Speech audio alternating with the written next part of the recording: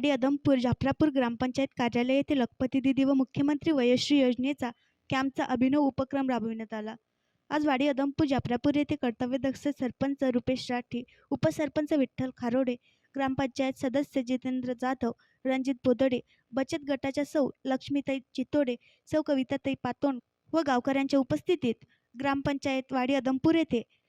महिला सशक्तीकरणच्या व बचत गटाच्या माध्यमातून महिलांनी स्वतःचा व्यवसाय करण्याच्या उद्देशाने बचत गटाच्या महिलांद्वारे वाडी अदमपूर येथील महिलांना लखपती दीदी या योजनेचे प्रमाणपत्राचे वाटप कर्तव्यदक्ष सरपंच रुपेश राठी व ग्रामपंचायत अधिकारीद्वारे करण्यात आले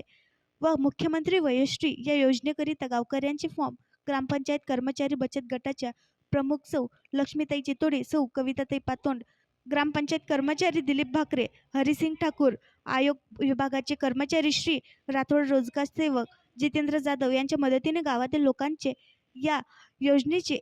250 लाभार्थ्यांचे फॉर्म ग्रामपंचायत वाडी अदमपूरद्वारे आज रोजी भरण्यात आले।